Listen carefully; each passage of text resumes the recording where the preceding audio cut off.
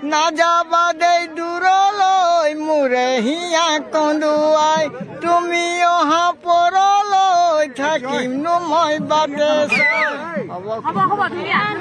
আমি কথা পাতিবলৈ চেষ্টা কৰিলো লৰায়ে এটি আচলতে গানেৰে প্ৰৱেশ কৰিছে আৰু দেখুৱাইছে যে তেওঁ খুব আগ্ৰহেৰে আজি এই কইনাক নিবলৈ খুব আগ্ৰহেৰে আহিছে আৰু আমি দেখুৱালো সেই সামগ্ৰিক পৰিৱেশ সকলোৱে দৰাক আদৰাত এতিয়া ব্যস্ত হৈ আছে সকলোৱে দৰাক আদৰি আনিছে আৰু কিছু মুহূৰ্তৰ পিছতেই সেই বিবাহ সম্পন্ন হ'ব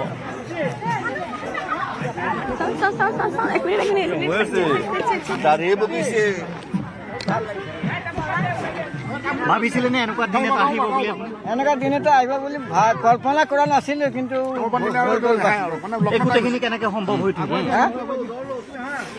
যিখন বিয়া কেনেকে গোটেইখিনি সম্ভৱ হ'ল আমাৰ ওপৰতে কৰিলে চব আৰু আমি পুনৰ সুধিছো প্ৰথম কেনেকে আপুনি লগ পাইছিলে আইতাক প্ৰথম এই আশ্ৰমতে লগ পাইছো আৰু নহলে ক'তো লগ পোৱা নাই এতিয়া উগুল ঠুগুল লাগি আছে নেকি মনটো উগুল ঠুগুল লাগিছে গান গাই মুহিলে বুলি কৈছিলে হয় কোনটো গানেৰে মুহিছিলে প্ৰথম আজি বিশেষ গোটেই ৰাইজ ওলাই আহিছে কি ক'ব আপুনি কেনেকুৱা লাগিছে ৰাইজৰ ইমান মৰম মোবাইল পিছলে ভালে লাগিছে বেয়া লগা নাই তাই প্ৰথম গানটোত কি গানটোত অন্যতম বিয়া অসমৰ এখন বহু চৰ্চিত অন্যতম বিয়া বুলি কৈ দিয়ক অচিনাকি ভণ্টিজনী নাজানো ক'ত ঘৰ আছে নেকি কোনোবা তোমাৰ জান দিবিনে নাই বুকুৰে মৰম যদিহে কোনোবাই কাছে চপা নাই গৰম চেনা দিমে গৈ দিমে উপচাই আপোনাক বহুত বহুত শুভেচ্ছা জনাইছো ভগৱানে ভাল কৰক আপোনালোকৰ ধন্যবাদ এই মুহূৰ্তত দেখি পাইছে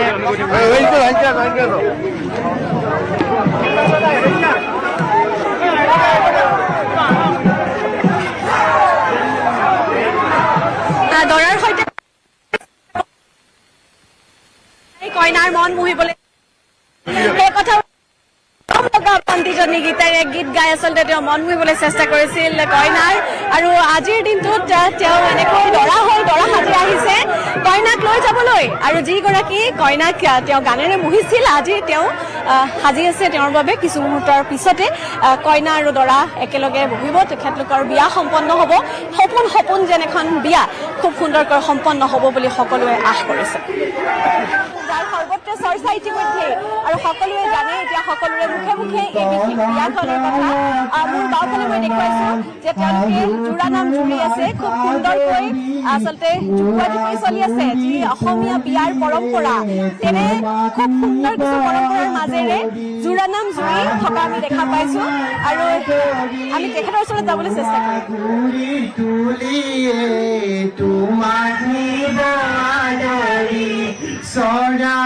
চৰায়ুৰণীয়া কাহি ঘূৰণীয়া সোনকালে আদৰা কঁকাল ঘূণীয়া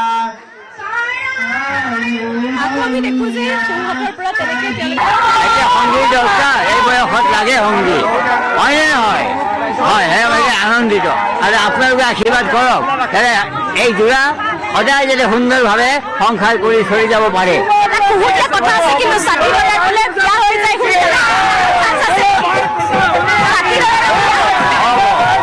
থেংক ইউ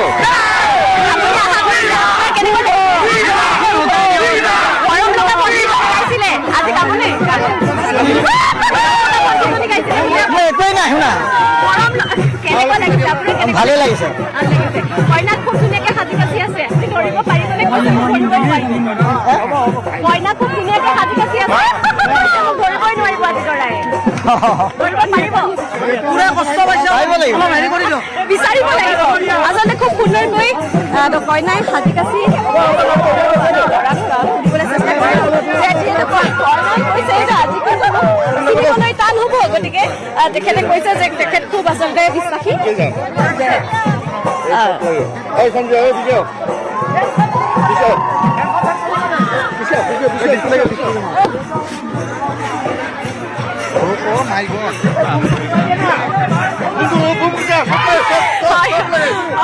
গ'ল আৰু সেয়া কিছু মুহূৰ্ত হয় আচলতে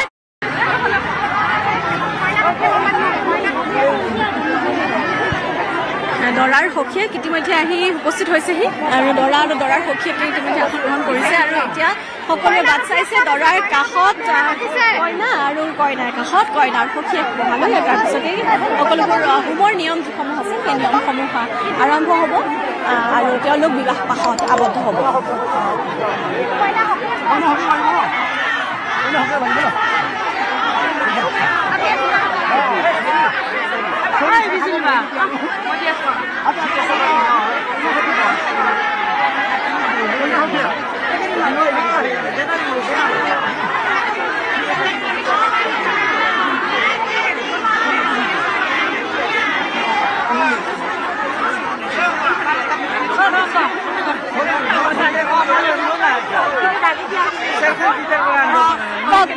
কিমান ক'ৰ পৰা আহিছে? মই একচুৱেলি শ্বিলঙত থাকোঁ।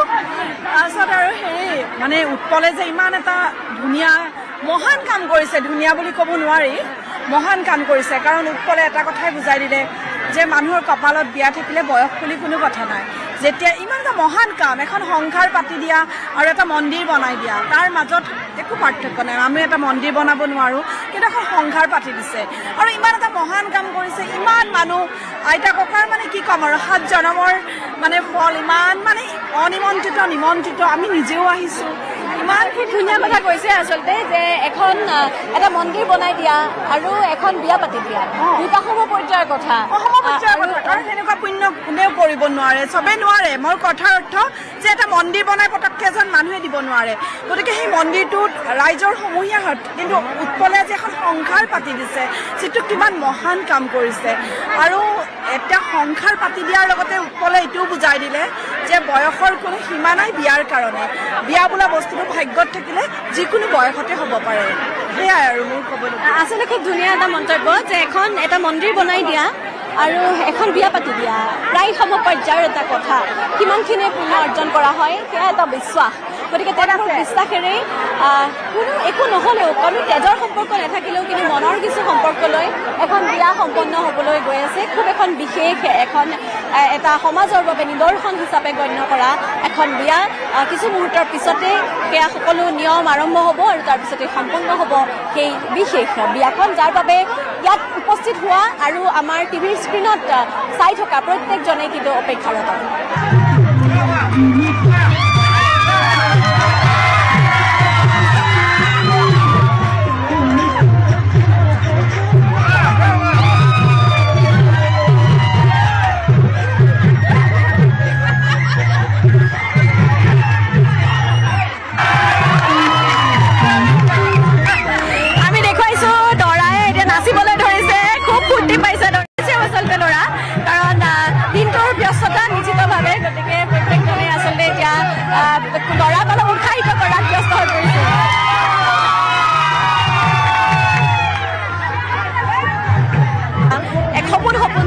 বিয়াখন উপভোগ কৰিবলৈ সাক্ষী হ'বলৈ ৰৈছে।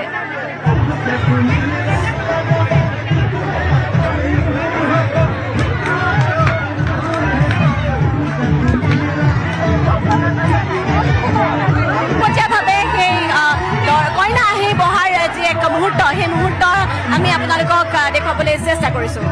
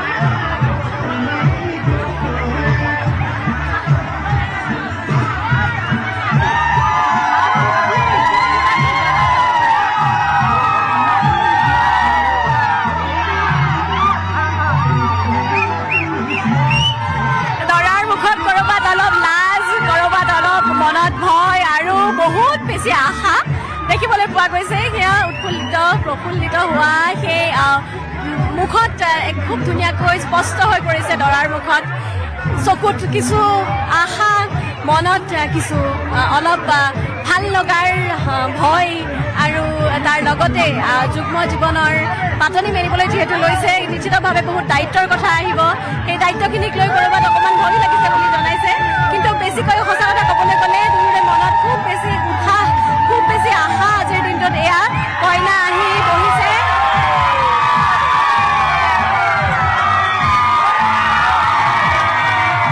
ভিজুৱেলছ, এক্সক্লুচিভ ভিজুৱেলছ আমি নিউজ 18 অসম নৰ্থ ইষ্টৰ দৰ্শকসকলক পোনপটীয়াভাৱে দেখুৱাবলৈ চেষ্টা কৰিছোঁ।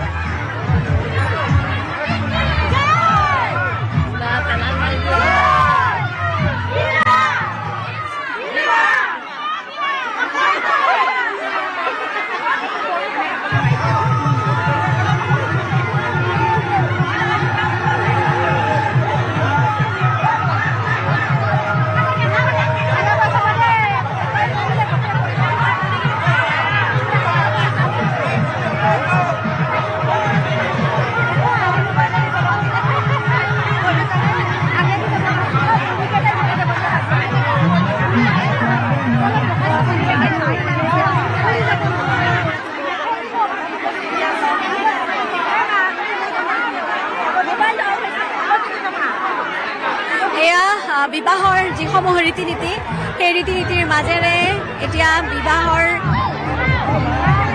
হোমৰ ওচৰত দুয়ো আহি বহিছেহি আৰু এতিয়া শ্লোক মাতিছে আৰু পুৰোহিতে শ্লোক মাতিছে।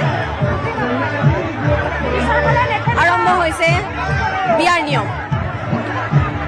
হোমৰ যি নিয়ম, সেই হোমৰ নিয়মেৰে আৰম্ভ কৰিছে বিয়া।